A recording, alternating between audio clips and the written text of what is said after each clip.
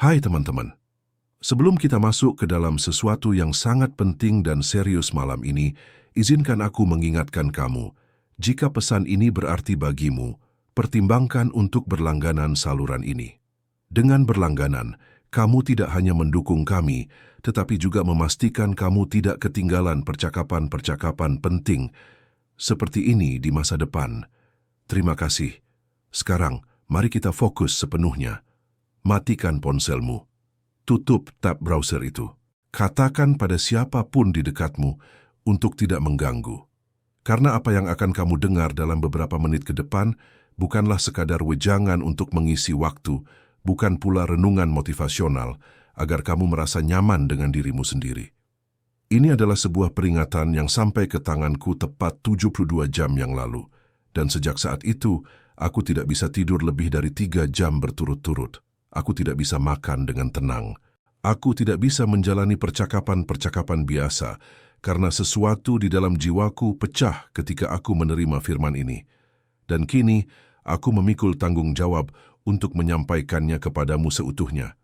Tanpa suntingan, tanpa dilembutkan, tanpa menghilangkan ketajamannya yang datang dari takhtanya. Dan jika kamu memutuskan untuk mengabaikan ini, jika kamu memutuskan untuk mengecilkan artinya, jika kamu memperlakukannya sebagai konten biasa di tengah lautan konten yang kamu konsumsi setiap hari, maka jangan salahkan aku atas apa yang akan kamu alami. Ketika hari ke-6 bulan Januari tiba dan kamu mendapati dirimu tidak siap, tidak terlindungi, dan tidak berdaya menghadapi sesuatu yang sebenarnya bisa dihindari, jika saja kamu memperhatikan pada saat ini juga. Pada detik yang tepat ini, di mana jalan hidup kita berpapasan bukan karena kebetulan, tetapi karena rancangan ilahi. Aku tidak memilih pesan ini. Pesan ini yang memilihku. Dan sekarang, pesan ini sedang memilih kamu. Jadi, tarik napas dalam-dalam. Tegakkan posturmu. Siapkan hatimu. Dan pahamilah, beberapa menit ke depan akan membagi hidupmu menjadi sebelum dan sesudah. Persis pukul 03.47 dini hari, Selasa lalu. Ponselku bergetar di atas meja samping tempat tidur dengan getaran yang tidak hanya membangunkanku secara fisik, tetapi juga secara rohani. Getaran itu berbeda. Entah kamu pernah mengalaminya atau tidak, saat sesuatu dari dunia alami membawa sesuatu dari dunia rohani, dan kamu mengetahuinya, meski tak bisa menjelaskannya dengan logika. Kurai ponsel itu. Sebuah pesan dari nomor yang tidak kukenal. Isinya sederhana. Saudara Elia perlu bicara denganmu. Mendesak. Bukan untuk besok. Disertai sebuah lokasi di pinggiran kota. Sebuah tempat yang hanya kukenal namanya, sebuah rumah doa yang beroperasi 24 jam, di mana sekelompok penyembah telah menjaga api di altar tetap menyala tanpa padam selama 11 tahun berturut-turut. Namun, yang membuat bulu kudukku merinding bukanlah lokasinya, bukan pula jamnya, atau bahkan rasa mendesak dalam pesan itu, melainkan nama yang disebut Saudara Elia. Aku tahu siapa Saudara Elia, meski belum pernah bertemu wajahnya. Aku tahu ia seorang pria berusia 83 tahun, yang telah menjalani puasa terus-menerus selama lebih dari 40 tahun, hanya makan sekali sehari setelah pukul 6 sore. Aku tahu ia kehilangan istri dan ketiga anaknya dalam sebuah kecelakaan saat ia berusia 38 tahun.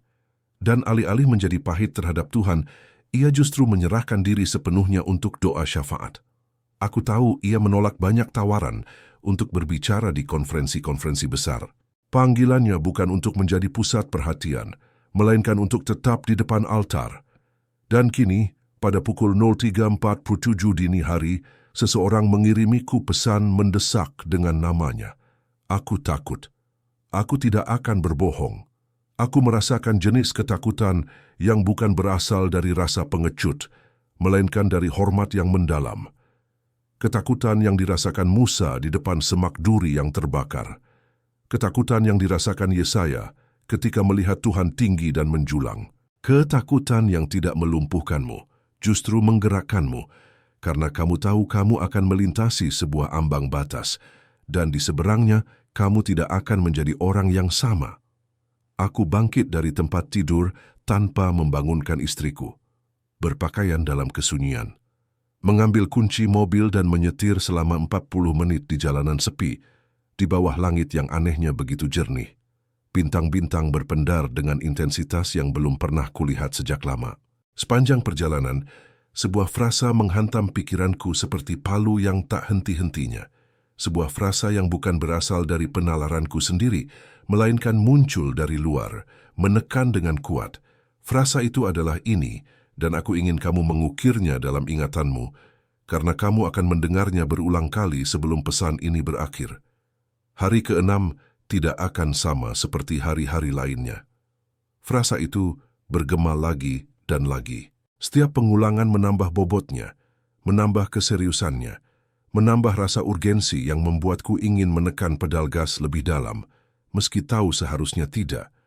Aku tiba tepat pukul 04.32 dini hari. Sebuah rumah sederhana 2 lantai dengan jendela-jendela yang berpendar cahaya.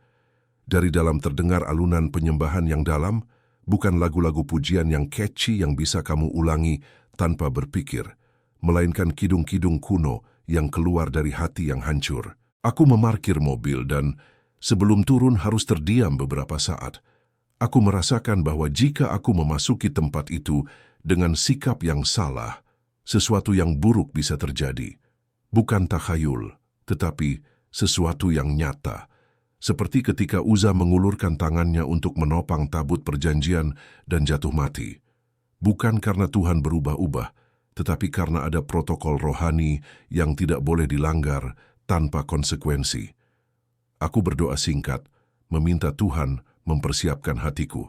Ku turun dari mobil dan berjalan menuju pintu kayu yang sedikit terbuka. Saat melangkah masuk, sekitar 15 orang terlihat di dalam, berada dalam berbagai posisi. Ada yang berlutut, ada yang tersungkur sepenuhnya di lantai, ada yang berdiri dengan tangan terangkat. Tak seorang pun menoleh atau mengganggu doa mereka saat aku masuk. Seolah-olah aku tak terlihat, atau mereka sedang berada di dimensi yang berbeda. Meski secara fisik kita berada di ruang yang sama, ada sekat yang tak terlihat. Aku berjalan pelan ke depan, di mana terdapat sebuah altar sederhana. Sebuah meja kayu dengan Alkitab terbuka dan 7 lilin yang menyala.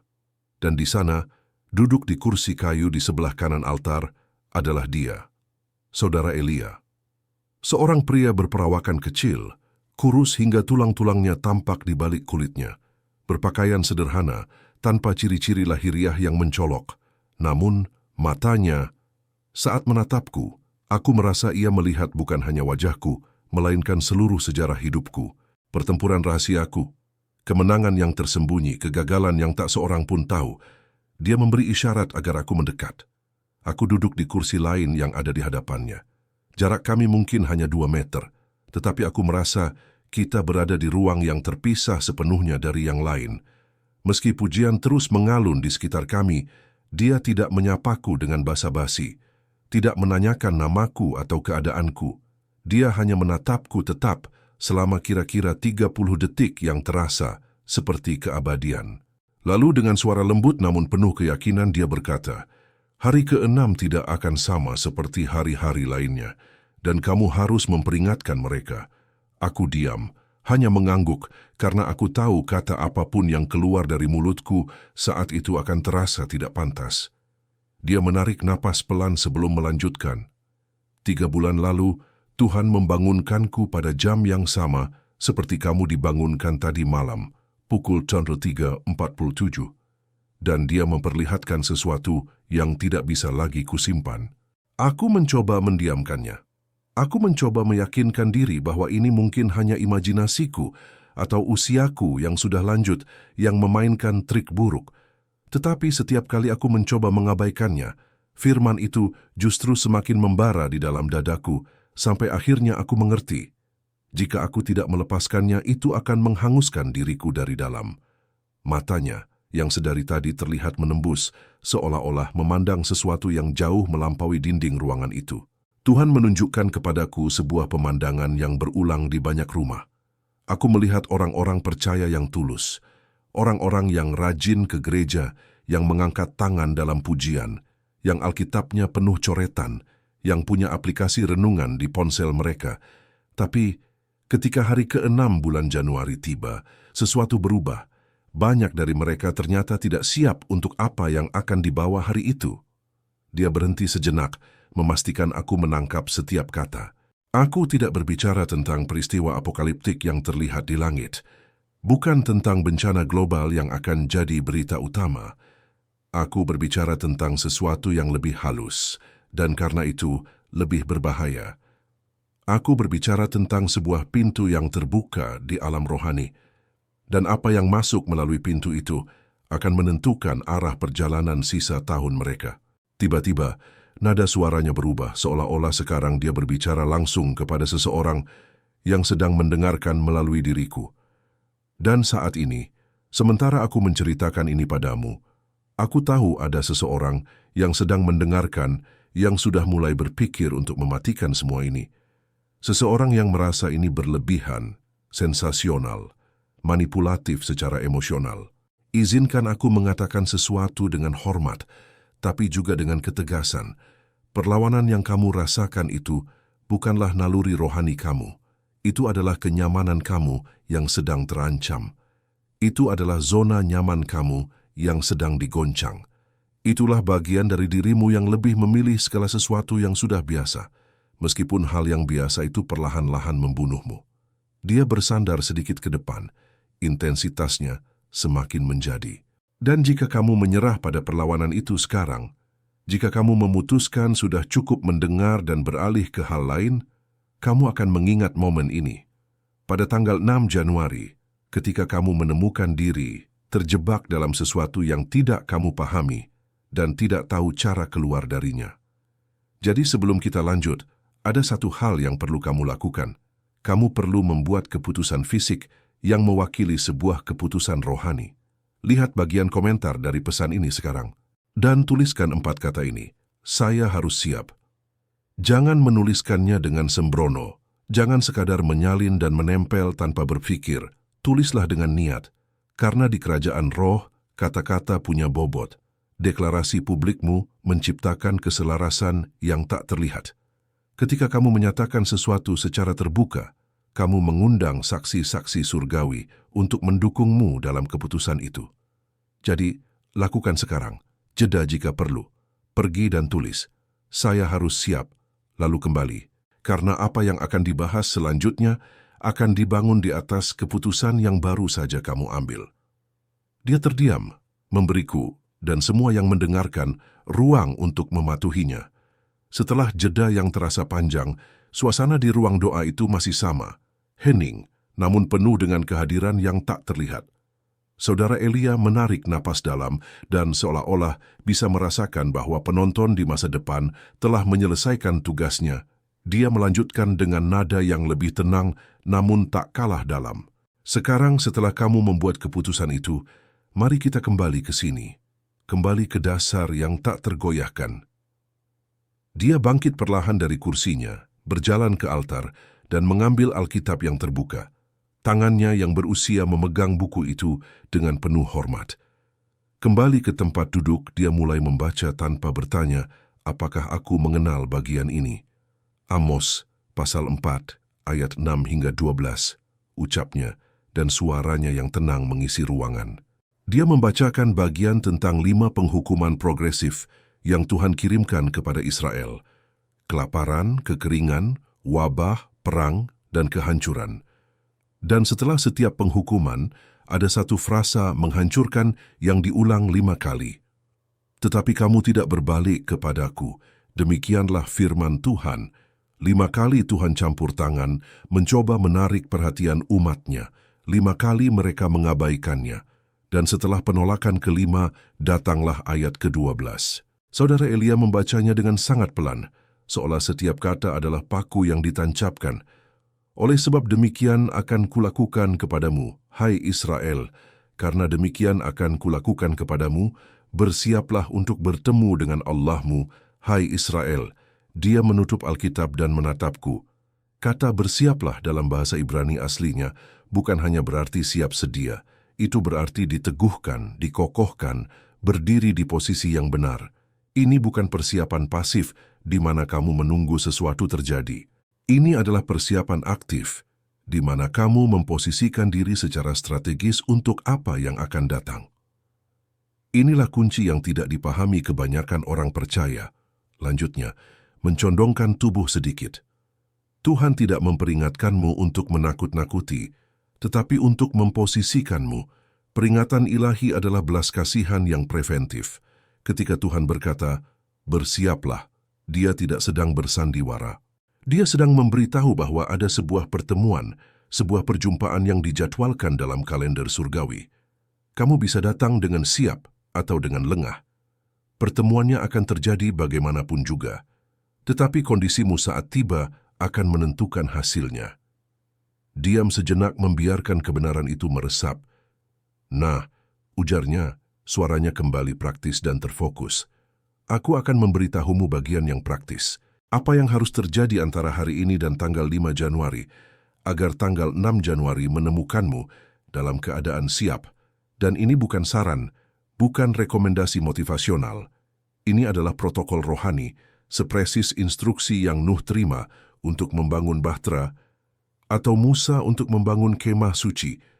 Setiap detail penting, setiap langkah memiliki tujuan." Dia kemudian menyebutkan satu persatu 10 instruksi itu dengan kejelasan yang tak terbantahkan. Batas fajar, bangun sebelum matahari terbit setiap hari. Ambil momen pertama untuk Tuhan, deklarasikan identitasmu di dalam Kristus dengan suara lantang. Kontrol hari itu dari awal, puasa 3 lapis.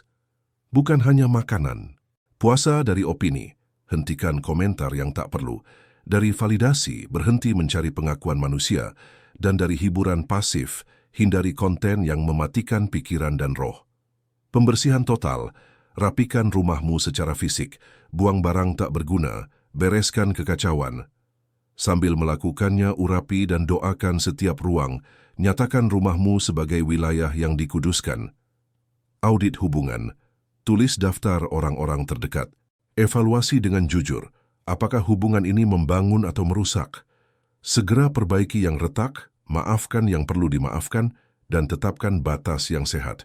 Senjata Efesus. Baca seluruh kitab Efesus dengan suara keras minimal 3 kali sebelum tanggal 6. Ini adalah manual peperangan rohani paling lengkap. Renungkan setiap ayat, jangan terburu-buru. Tutup semua celah. Periksa hidupmu. Renungkan dengan tulus. Pernahkah terlibat horoskop, benda pemberian dari praktik spiritual lain, tontonan yang mengagungkan kegelapan? Katakan tidak dan tutup semua pintu yang terbuka, sadar atau tidak, kepada dunia okultisme. Taburan strategis, berikan persembahan yang sukar, yang mengorbankan sesuatu sebelum tanggal 6, bukan yang sisa. Tindakan iman ini menciptakan perlindungan rohani dan menyatakan siapa pemuasem hidupmu. Senjata kesaksian. Tuliskan kesaksianmu. Bagaimana Tuhan telah menyelamatkan, menyembuhkan, memulihkan, atau menyediakan bagimu. Bacakan dengan suara keras. Kesaksianmu adalah senjata untuk mengalahkan musuh. Altar pribadi.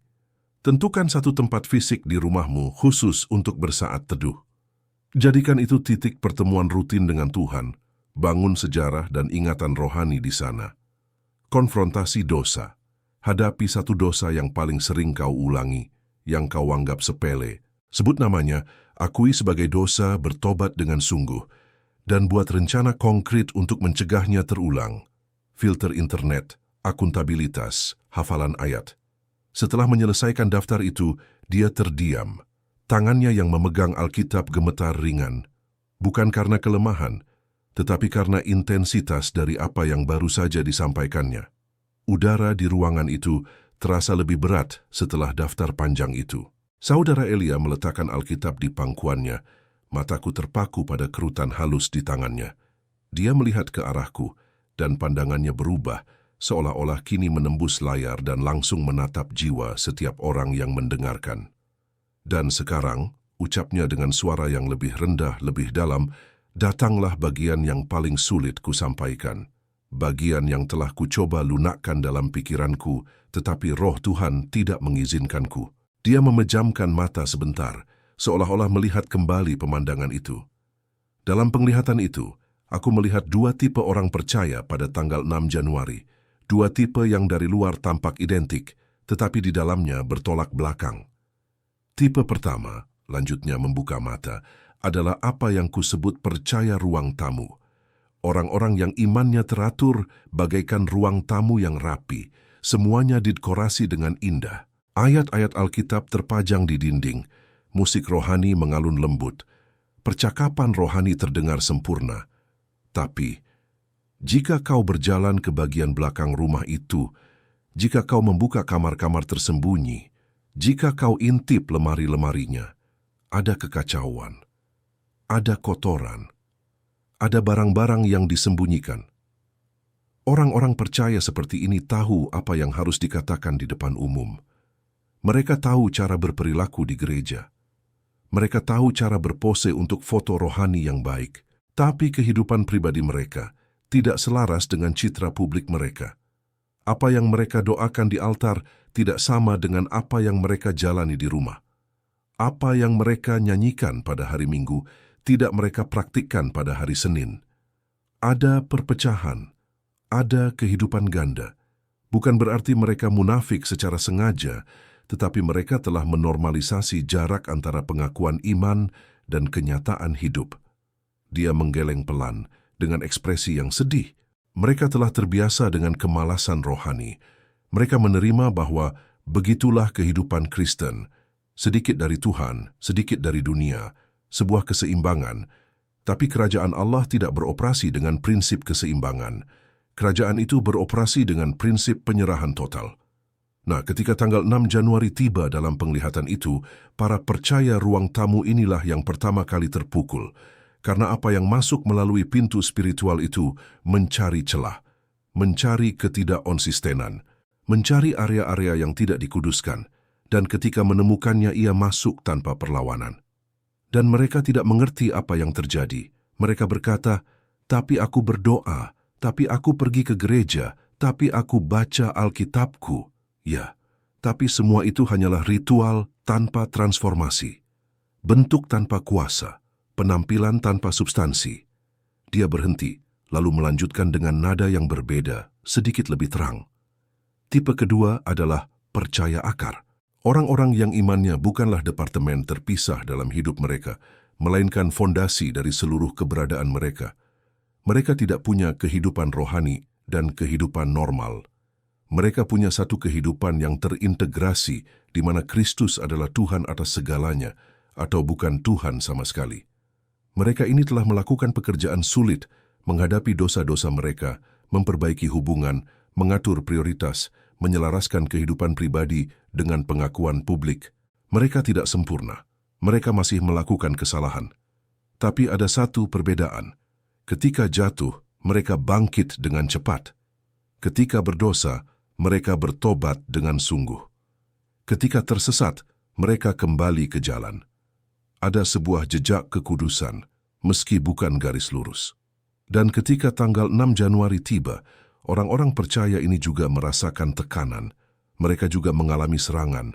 Mereka juga disentuh oleh apa yang masuk melalui pintu itu. Tapi ada perbedaan yang krusial. Mereka punya akar. Mereka punya fondasi. Mereka punya sejarah bersama Tuhan. Jadi, ketika angin datang, mereka tidak tumbang. Ketika hujan turun, mereka tidak hanyut. Mereka bertahan bukan karena mereka lebih kuat sendiri, tetapi karena mereka terhubung dengan sumber yang jauh lebih kuat dari mereka. Saudara Elia berhenti. Dia menatapku dengan intensitas yang membuatku ingin menunduk.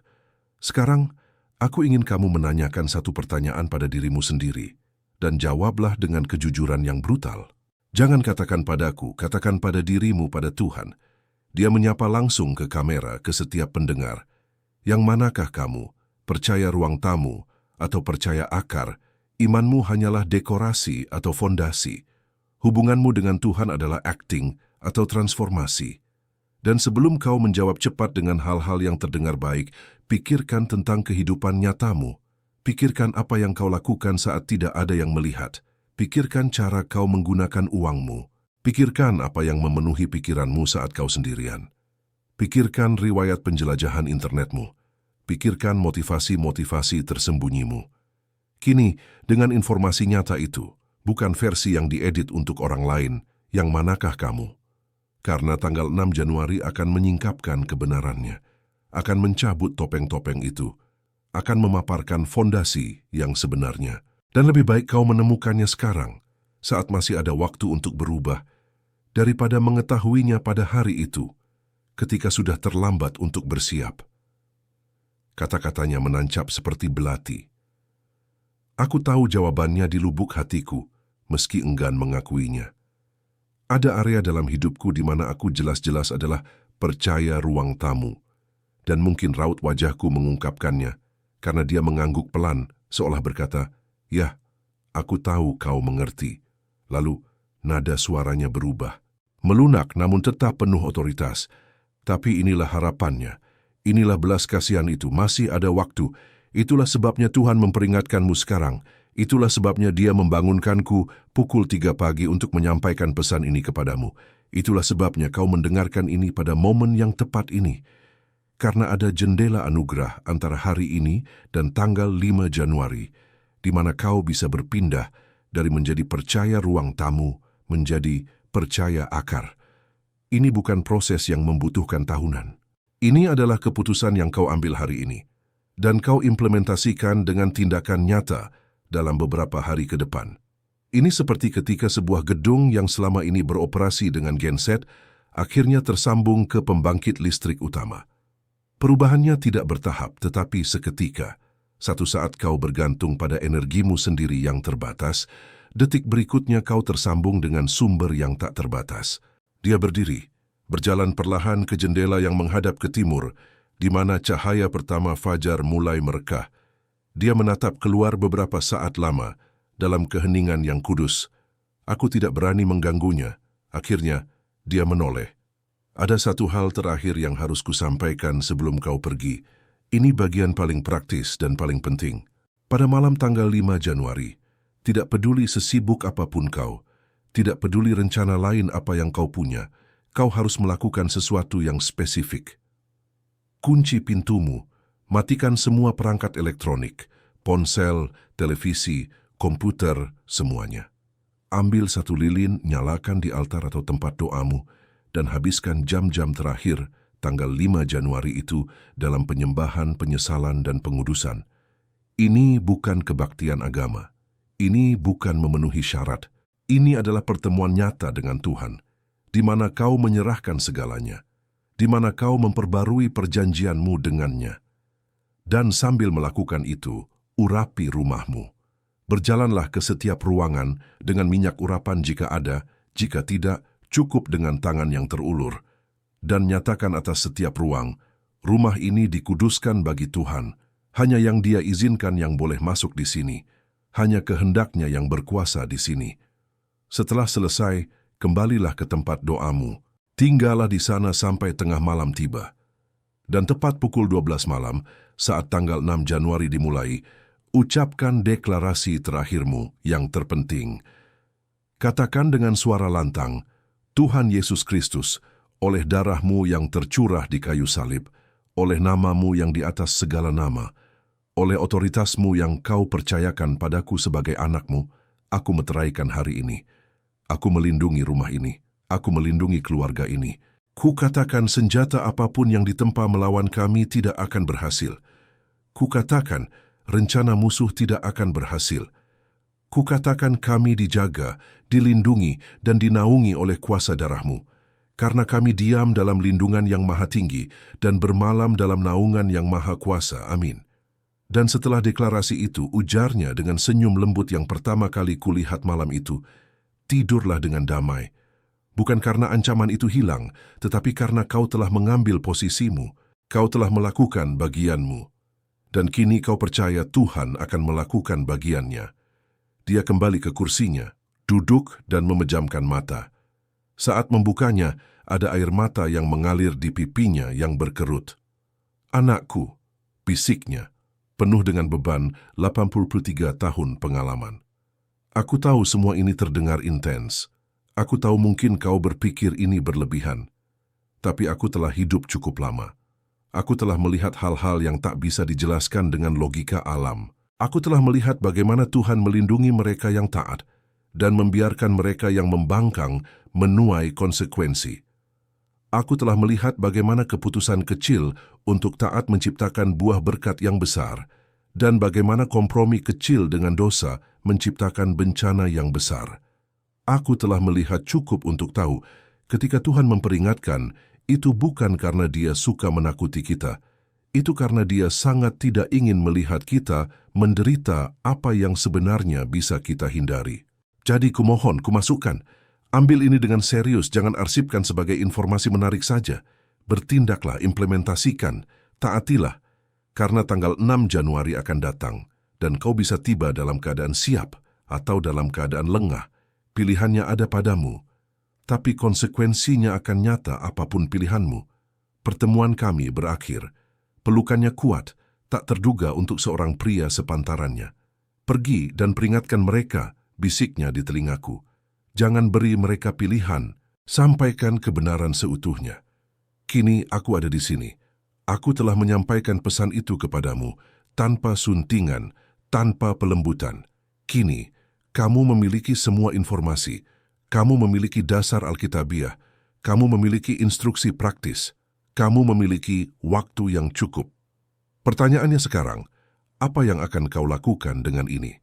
Sebelum kita mengakhiri, mari kita lakukan satu hal bersama. Dimanapun kamu berada, berdirilah jika bisa. Jika tidak bisa, berdirilah dalam hatimu. Mari kita buat sebuah ikrar, sebuah perjanjian antara kamu dan Tuhan untuk hari-hari mendatang ini. Ikuti doa ini dengan hatimu, jangan hanya mengulang kata-kataku. Bapa Surgawi, aku datang ke hadapanmu sekarang. Aku akui, aku sampai pada pesan ini bukan karena kebetulan, tapi karena tuntunanmu. Aku terima peringatanmu karena kasihmu. Mulai hari ini hingga 5 Januari, aku berkomitmen untuk menjalankan setiap instruksi dalam pesan ini. Aku akan bangun fajar, berpuasa dari hal-hal yang sia-sia, membersihkan rumah dan hubunganku, membaca firman, menutup semua celah, memberi dengan iman, menulis kesaksianku, mendirikan altar, dan menghadapi dosaku. Pada malam 5 Januari, aku akan menyendiri bersamamu, memperbarui perjanjianku dan mengurapi rumahku. Tuhan, berikan aku kekuatan untuk setia, lindungi keluargaku. Dengan kuasa darah Yesus, aku menyatakan perlindungan-Mu atas hidupku. Aku percaya pada 6 Januari, aku akan ditemukan siap, terlindungi dan berdiri teguh. Dalam nama Yesus, amin. Sekarang, dengarkan baik-baik. Ini bukan akhir, ini adalah awal. Apa yang kau lakukan dalam beberapa jam ke depan akan menentukan bagaimana kau menyambut tanggal 6 Januari. Jangan tunda apapun yang telah kau dengar di sini. Jangan katakan, aku akan mulai besok. Mulailah hari ini, sekarang. Berdiri dan lakukan satu hal. Bersihkan satu sudut. Tulislah satu nama yang perlu kau ampuni. Matikan satu aplikasi yang meracanimu. Pecahkan inersia itu. Dan jika pesan ini berarti bagimu, bagikanlah. Kirimkan pada seseorang yang terlintas dalam pikiranmu tadi. Waktunya singkat, jendelanya spesifik, instruksinya jelas. Hari ke-6 tidak akan sama seperti hari-hari lainnya. Dan kamu harus siap. Segenap kasih karunia menyertai langkahmu. Tuhan memberkatimu. Amin.